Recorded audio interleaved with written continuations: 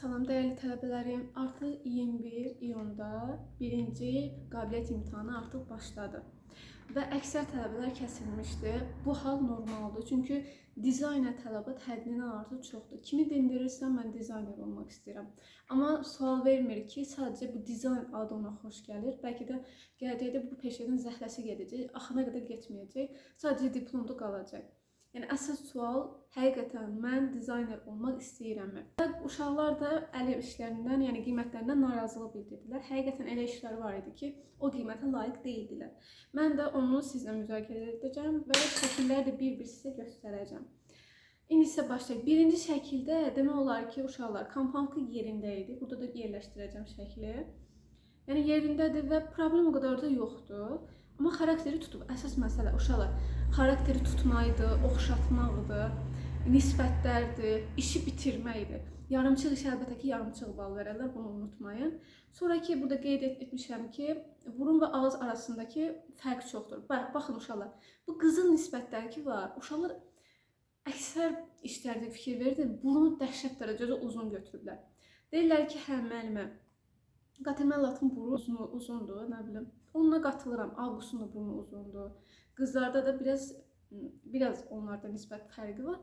Amma iriliklə uzunluq arasında fərq var. Burnu iridir, yekədir. Siz onlar həm uzun eləmişsiniz. Ağızla burun arasındakı məsafə az olur. Siz bunu atmışsınız, çənəyi işlətmişsiniz də. O tam bir kobud bir səhvdir. O nisbət səhvi kobud bir səhvdir. Onda ən azı 2 bal gedir oradan uşaqlar. Buna görə ballar çox azdır. Və tonlaması da pis deyildi. Sadəcə kobud. Mən yəni o işi bəyəndim həqiqətən. Oxşadı, xarakterini də tutub. Sadəcə ştrixlərini heç bəyənmədim. Tonlama var işində, amma sadəcə ştrix, necə deyim, siz uşaqlar arxamda da görürsünüz. Siz bir ağır material işləyirsiniz. Əhəngdir də bu. Gipsdir bu. Siz o yumuşaqlığı, formanı verməlisiniz. Əsas məsələ odur, ona qiymət elə. Sonra deyir ki, hə, akademiyada açıq işlərə qiymət elə. Uşaqlar, qapqara bir heykəl işləmirsiniz, siz dəmir bir heykəl işləmirsiniz. Əlbəttə ki, tonlamasında açıq olacaq. Ton olacaq, amma çalarlar ola bilər. Yəni, tonlama çeşidi nə qədər çox olsa, bir o qədər yaxşıdır. Forma həqiqətən tapılanda, o başqa məsələ. Amma sən kobud, iyrənc xəttlər atanda, istər-istəməz o işə qiymət aşağı salır. Yəni, tonlama əsas faktorlardan biri olsa da, burada işdə yekunlaşdırmaq da önəmlidir. Qaraltmayı hamı eləyə bilər uşaqlar. Açıq tonlarla işləmək lazımdır. Ona görə HB-dən istifadə edin. Elə bir 2B ilə götürüb yaxıb işini elə görsənir. Keçək ikinci işimizə. Baxın, burnu necə balacadır üzünə nisbətinə görə. Keçək ikinci işimizə. Mən əsas işlərdə gördüm ki, komponentka problemi o qədər yoxdur. Sevindirici haldır. Amma bəzi heykəllərdə eyni işləmişdilər. O da var idi. Əsasən Qatəməllatı daha 2 qat iri işləmişdilər. Yəni o problemli idi. Və ikinci işdə də baxın burun ucunda problem var. Tonlaması pis deyil. Sadəcə işi yekunlaşdırmayıb da, yekunlu deyil. Və işi də 7 alıb. Yəni pis deyil. Dodaqlar yəni Qatəməllatın dodaqları deyil, bunu deyim. Qatəməllatın incə bir dodağı var. Üz ifadəsi bilinmir, sanki belə qəzəbli bir hiddətli baxır. Yəni iş əslində 7 alıbsa, o tonlamasına görə məncə 7 alıb. Belə komponovkasında, qurmasında o qədər də böyük problem yoxdur. Yəni 7-lik bir işdir, əvvəl 7-lik bir işdir. Amma yuxarıda birinci göstərdiyim 6-lıq, yəni 6-lıq iş deyildi, o da 7 ala bilərdi. Dediyim kimi tonlaması ona 6-ya salıb, amma 6 yox 7 vermək olardı. Yəni iş həqiqətən komponovkası olsun, xarakteri tutduq deyə mən o işi çox bəyəndim. Üçüncü işə nəzər salındı uşaqlar. Alın nahiyəsində və burunun ucunda burada problem var. Tonlama pis deyil. Yəni özünüz də görəcəksiniz. İşdə problem az, yəni azdır. Dodaqlardır. Çox biraz da işinizi kontrollamayın. Vurduğunuz xətti layla itirin. Yəni onu xətt kimi saxlamayın. Siz heç vaxt bir şeyi xətt kimi görə bilməzsiniz. Bu həyatda xətt olan bir şey yoxdur. Hər bir şeyin həcmi var, forması var. Xətt prosesi harada qalır? Qurma texnikasında qalır. Artıq sən onu ştrixləyəndə həcmli formada göstərməlisən. Bu işdə də o problem vardır. Məncə də 6 bu iş üçün azdır, mən 7 vermək olardı. Yəni 6 biraz güzəştə getmək olardı. Dördüncü işimizdə nə var? Dodaqları, Avqustun dodaqları deyib bunu deyim. Dodaqları Avqustun incədir. Yəni burada da göstər, arxamda da heykəlləri görə bilərsiniz də. Avqustun dodaqları incə bir şeydir. Yəni Avqustun dodaqları deyil, bunu əvvəlcədən deyim. Gözləri də dəhşət bu foto bir göz eləyib. Bilirəm, Avqustun gözləri iridir, amma o qədər də iri etməyə ehtiyac yoxdur. Amma 7 vermək olar bu işə. Yəni 6'lı bir iş deyil, onu deyim. Tonlaması da pis deyil, problem. Aha. Problem də yoxdur da komponovkada. Bir də tonlama da yaxşıdır. Yəni 6'lı iş deyil, bunu deyim. 5-ci hissimizdə xarakter tutub, əsas məsələ xarakteri tutub oxşadı. Köməkçi xəttlər silinsəydi, məncə 9'da ala bilərdi. O iş mənim işə çox xoşuma gəldi. Bir də bir gözündə problem var, sağ gözündə problem var.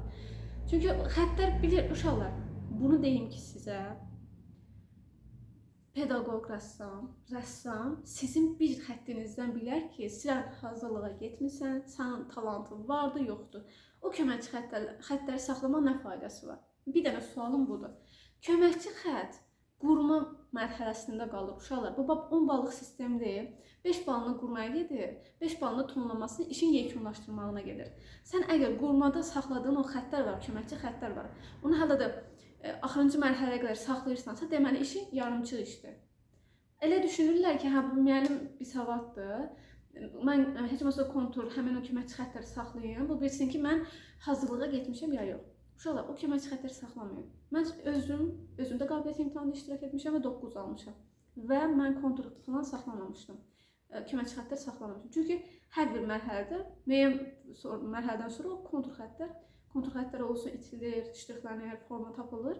Köməkçi xəttlər də avtomatik getməlidir. Köməkçi xəttlər qaldı qurma mərhələsində. Bunu unutmayın. Yəni o iş 8 alıbsa halal xoşudur. 8 almağın səbəblərini bir dedim. Amma 9'luq işdir.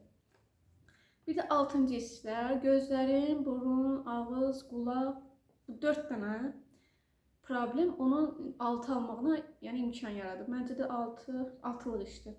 Məncə də 6'lıq işdir, amma tonlaması pis deyil. Yəni işin sona çatdıra bilməyib. Buna da yaxından baxsaq görərsiniz, yəni Qatəmən da xarakter cəhətdən oxşamır. Qulağında problemlər var, burunda problemlər var. Ağzı ümumiyyətlə biraz buxaq hissəsi, çənə hissəsi pis deyil, amma biraz da qabağa çıxmalıdır. Gözlər olsun, qaşlar olsun.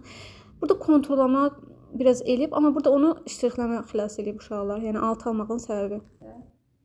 Və 7-ci, xarakteri tutmayıb. Yəni xarakteri tutmadınsa, da burun çox yəni uzundur. Dəhşət o burun, o Veneranın burnu uzundur bilirəm. Amma o uzunluq bir həddi var da, sən bu ağızla burun arasındakı məsafəni belə eləmirsən, onda mənası var. Yəni çox gülməli görsənir. Pis deyil, amma iş pis deyil. Tonlamasını bəyəndim. Sadəcə o fasad hissəsi var. Yəni baxın, bir dənə göstərin. Baxın, bu fasad hissəsi, bilirəm, digər heykəllərdə bax, fasadları azdır. Biraz Venera ilə Diana'nınki biraz yaxın kimidir. Bu heykəl ən başda gördünüz, o heykəl imtahanlarda olmur. Bilirəm, Venera'nın həmin alt hissəsi qalın olur. Amma bu tələbənin işi görəcəksiniz, dəhşət dərəcədə qalın eləyib. O qədər qalın etməyə ehtiyac yoxdur. Bu işə də yaxından baxsanız, baxın, xarakterlə əlaqəsi yoxdur, kişiyə oxşuyur da. Yəni qadınlıq, yəni Venera gözəllik ilahəsidir. Dediyim kimi fasadı çox iridir.